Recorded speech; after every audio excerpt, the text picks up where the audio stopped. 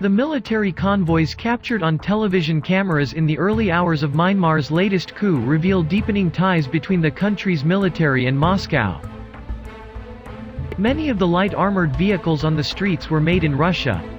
These imports are among a growing list of supplies that have deepened ties between Moscow's defense establishment and Myanmar's military, say researchers at the Stockholm International Peace Research Institute. Russian vehicles used in the morning after one coup can only be delivered as recently as 2 to 3 years, but have not been documented in official Myanmar sources. Asian diplomats recently stationed in Myanmar showed little surprise at Russia's stamp of a military coup in the Southeast Asian country. They told Nikkei Asia that Senior General Min Aung Hlaing, military commander and head of the junta, has forged defensive ties with Moscow over the past decade to avoid reliance on China, Myanmar's giant neighbor and biggest arms supplier.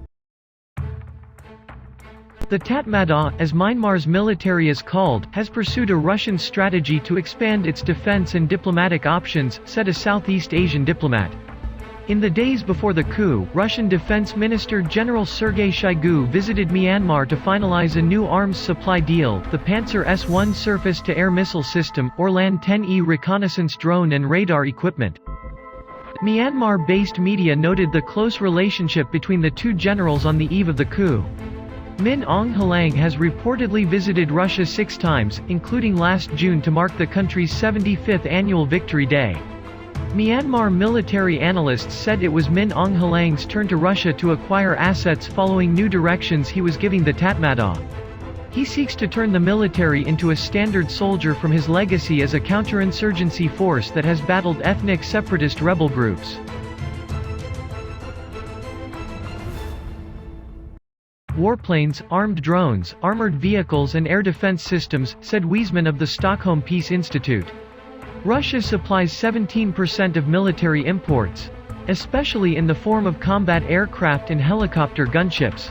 The institute's database confirms that Myanmar's arms bill for 2010 to 2019 stands at $2.4 billion, including $1.3 billion for weapons supplied by China and $807 million from Russia. Russian warplanes among Myanmar's new military assets are the MiG-29, SDu-30MK and JF-17 as well as the K-8, Yak-130 and G-120TP trainers. The roots of the Myanmar-Russian arms trade stem from military technical cooperation that began in 2001, when Myanmar was under the clutches of its former strongman, Senior General Dan Shui.